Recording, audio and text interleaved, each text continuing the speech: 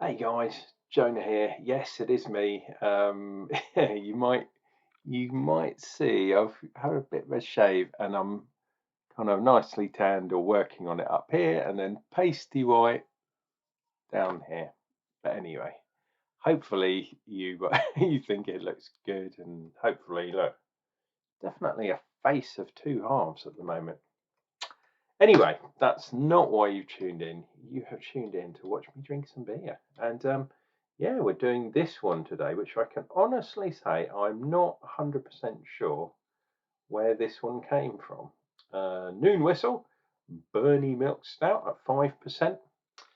This is from America, obviously. You can tell because it's a 355 milliliter can.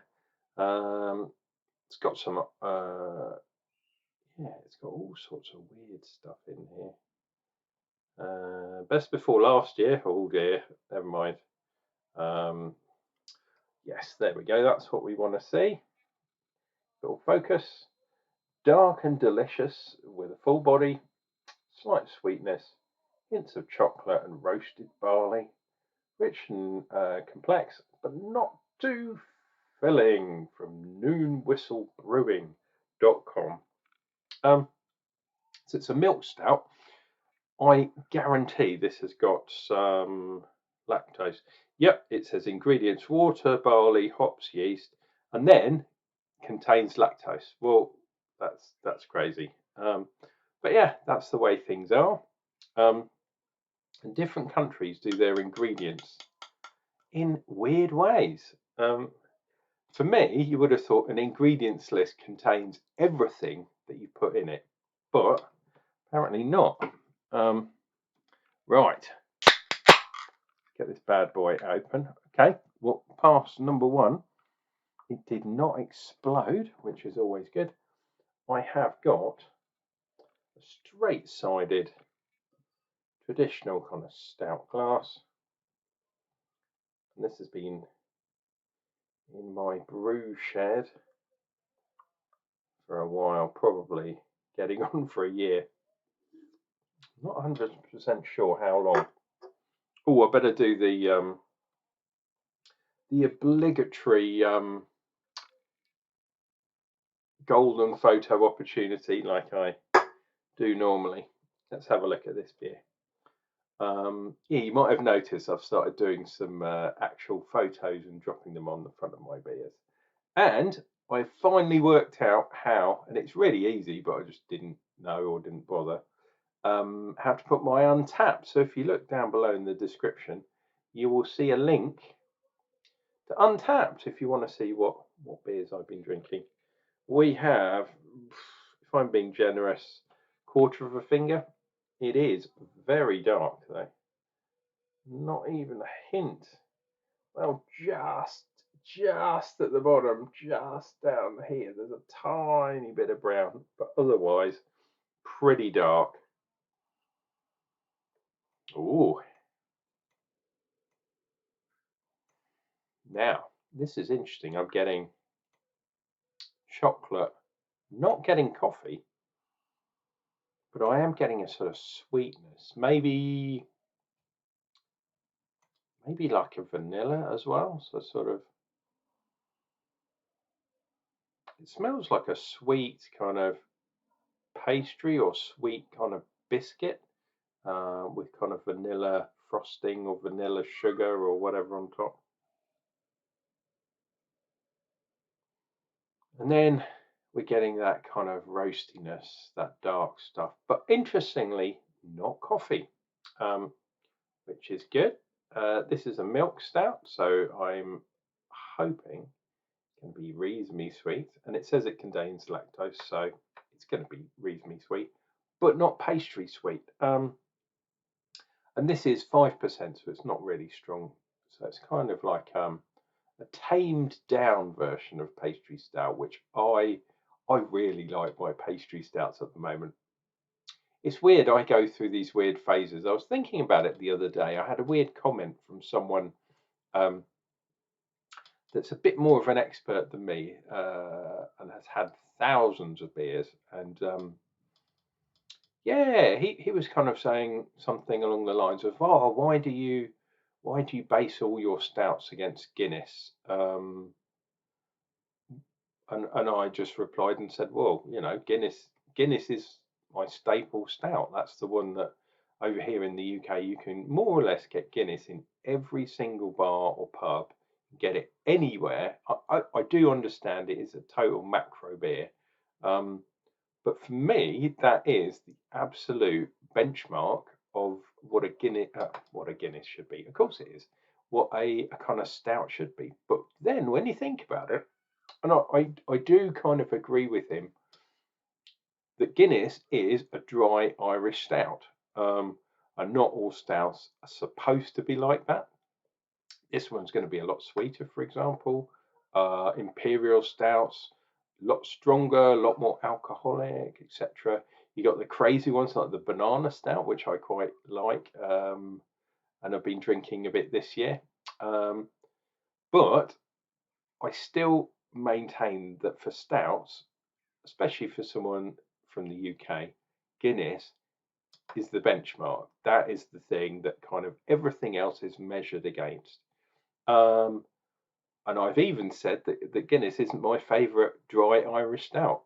Personally, I like Beamish. But I still think the benchmark in inverted commas, for a stout is Guinness, because that's the one that is most available worldwide. Anyway, this is the Noon Whistle Bernie Milk Stout. Don't know who Bernie is or what he's got to do with stouts, but let's try it.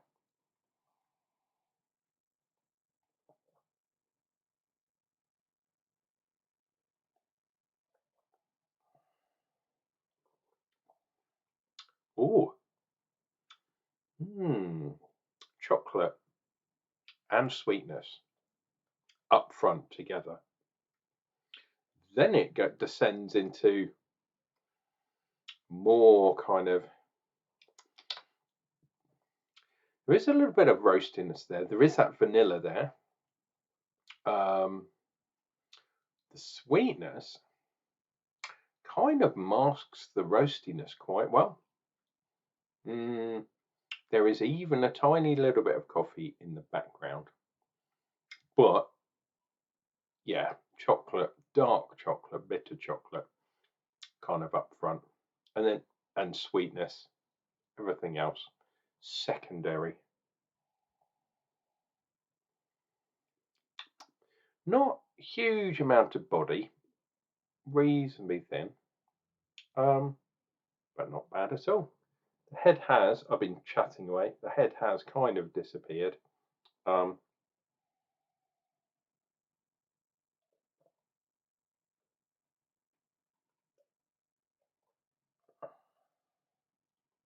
oh, that sweetness is kind of more of a kind of caramel, so it's a bit like chocolate and caramel with a bit of, yeah, a bit of vanilla.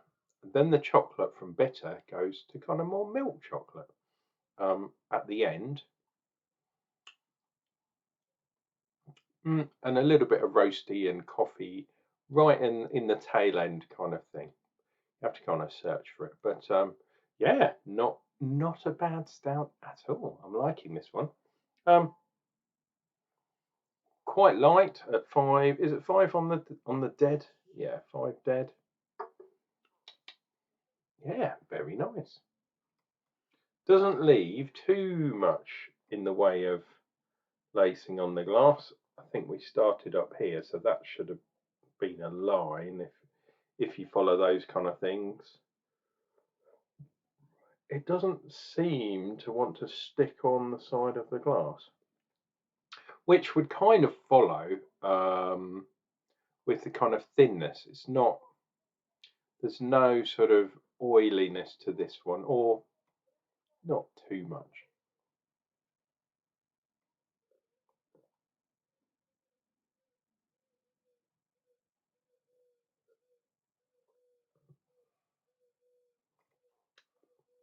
I don't know if you can see. See there, there's a little tiny kind of bit of the beer kind of sticking around, but not too much. And if you look at it, the tide lines that I usually like, I mean, they're kind of there, but not too much. I know I swirled the glass around a little bit, but yeah, not too bad, not too bad at all. So I think I might even get close to giving it maybe a 4 out of 5 for that beer. A lot of different things going on. Nothing's too in your face. Nothing is too offensive. Um, but yeah, a really nice beer. Hopefully you've liked this. Hopefully you've enjoyed my slightly younger looking appearance after having that beard for, well, I had a full beard for like a couple of years, maybe 2.5 years, something like that.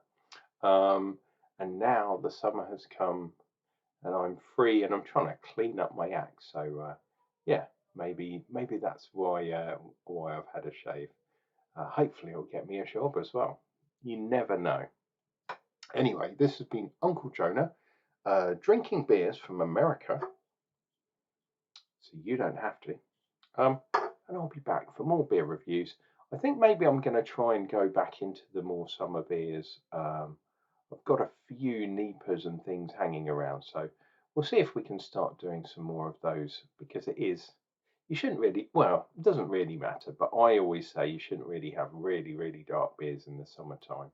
You should save those more for the autumn and winter, but hey, you can do whatever you want. I like drinking stouts, especially Guinness. I have them all round in the year. So, but seasonal wise, yeah, probably darker beers should be for the winter and the autumn. Anyway, it's been Unclejona. We'll see you real soon for more beer reviews.